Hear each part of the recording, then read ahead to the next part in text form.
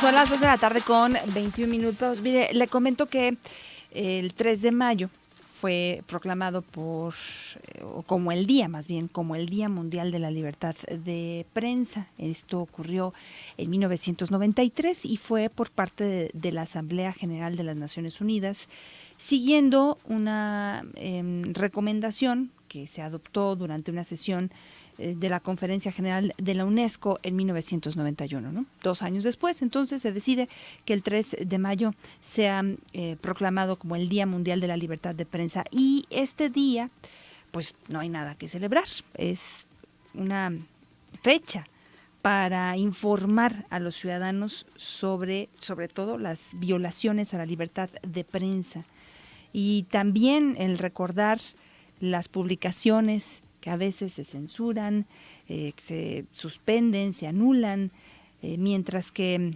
periodistas, editores, publicadores son acosados, atacados, detenidos, incluso asesinados. Y justamente para hacernos una invitación y también para reconocer el trabajo que ella ha realizado en nuestro estado, me da mucho gusto presentarles a Sonia Serrano. Ella es coordinadora de la Unidad de Investigación del diario NTR. Ella va a formar parte este día de una serie de actividades en el marco del Día de la Libertad de Prensa, en compañía de otros periodistas y académicos. Va a moderar la cátedra Javier Valdés, 353 días de impunidad.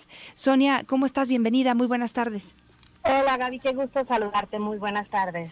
Pues para empezar, ¿cómo calificas esto de la libertad de prensa en el contexto nacional y local desde tu experiencia?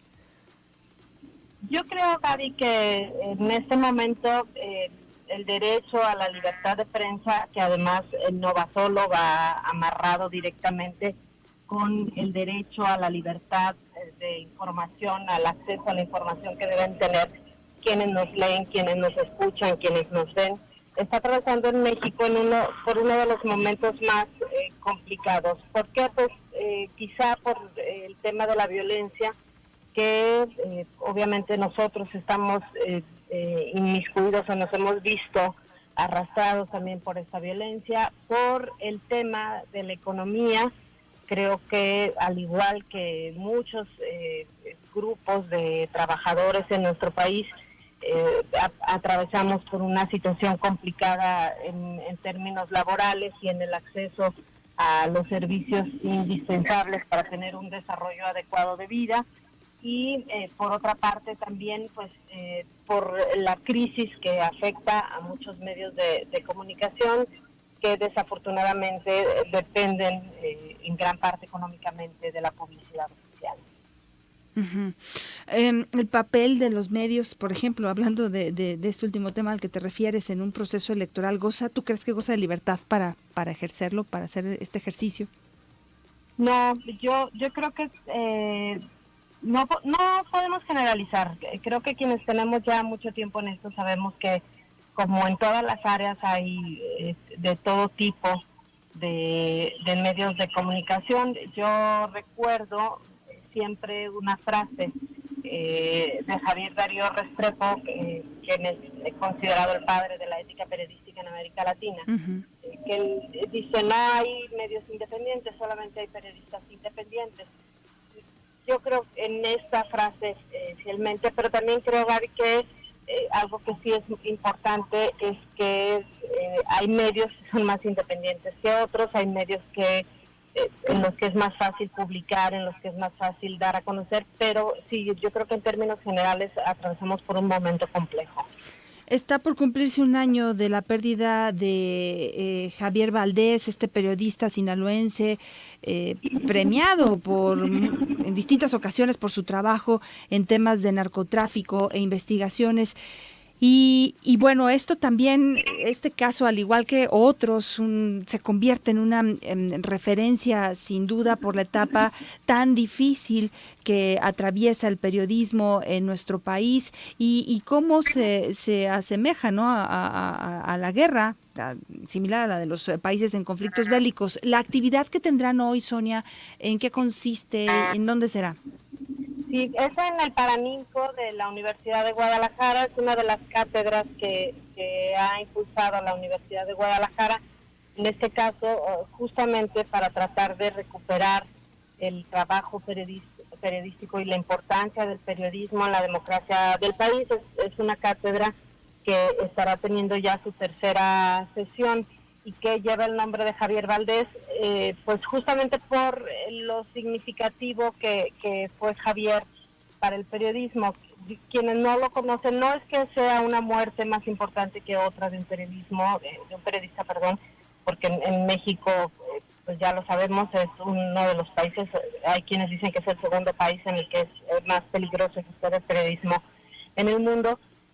Lo que era significativo de Javier es que se convirtió durante mucho tiempo en un referente. Javier, en una crisis de medios de comunicación como estas de las que hablamos, de inviabilidad, de imposibilidad de publicar, crea con otros compañeros de él el semanario Río 12, un semanario que se ubica en Sinaloa, que como todos sabemos es uno de los estados que ha sido sede del crimen organizado, y comienzan a hacer periodismo cubriendo las historias de violencia, las historias de las víctimas, haciendo buen periodismo. No me refiero a notas rojas, sino a periodismo de investigación, a periodismo de veras desde Río 12. Esto obviamente empieza a trascender más allá de Sinaloa y empieza a reconocerse el trabajo que no nada más Javier, sino todos sus compañeros en Río 12 realizaban. Y lo que Javier siempre sostenía en muchas charlas que tuvo a lo largo en conferencias o... ¿Se cortó la comunicación? Ahí sigue. ¿No? ¿Se cortó? Bueno, vamos a restablecer en un momento más la invitación que estaba a punto de hacernos Sonia Serrano, coordinadora de la Unidad de Investigación del diario NTR, esta cátedra que se realiza hoy junto también con otros compañeros. Griselda Torres Zambrano también estará ahí, y como parte del Día Mundial de la Libertad de Prensa. Ahí está ya. Sonia, una disculpa, bueno, tuvimos esta interrupción, continuamos contigo. Sí, Gaby, perdón, te decía que en este caminar en Río 12, Javier sostenía una teoría de que se podía hacer periodismo de investigación contando las historias de terror, de crimen, de violencia y sobre todo de reivindicación hacia las víctimas, sin que esto implicara riesgos, como pues haciendo periodismo inteligente, haciendo periodismo serio, investigaciones formales y sobre todo cuidando mucho lo que no se debía contar. Él siempre defendía que había que salir a las calles y por las víctimas de la violencia en nuestro país había que contar lo que estaba pasando. Eso pues lo llevó a recorrer México y lo llevó a otros foros para tratar de defender esta teoría. Por eso cuando matan a Javier Valdés, pues creo que todos los que alguna vez lo escuchamos y todos los que pues trataron de involucrarse en estos proyectos independientes de periodismo se sintieron vulnerables, ¿no? Era una figura muy visible, era un periodista muy reconocido a nivel internacional, fue incluso alguna vez nombrado entre las personas más influyentes de nuestro país y bueno, el saber que había sido asesinado, pues creo que a todos nos dejó una sensación de gran vulnerabilidad. ¿Esta actividad a qué horas inicia, Sonia? Es a las 5 de la tarde. De hecho, la actividad central es una conferencia que imparte Andrés Villarreal, que era compañero de Javier en Río 12 y que supongo justamente nos vendrá a compartir la experiencia de lo que es hacer periodismo desde un proyecto independiente, un proyecto sustentable económicamente y un proyecto sobre todo fortalecido periodísticamente. Pues Sonia, te mandamos un abrazo y gracias por estos minutos dedicados a Zona 3. Al contrario, muchas gracias a ti, te mando un fuerte abrazo. Gracias, Sonia. Sonia Serrano, coordinadora de la Unidad de Investigación del diario NTR. Y mire, en el marco de este Día Mundial de la Prensa, bueno, Reporteros Sin Fronteras hizo una campaña muy interesante para luchar contra uno de los problemas más graves que enfrentan los medios de comunicación, el periodismo en general, y son las noticias falsas, el tema que se ha abordado también aquí en este espacio. Y desarrolló este video que se llama Fight Fake News, o luchar en contra de las noticias falsas.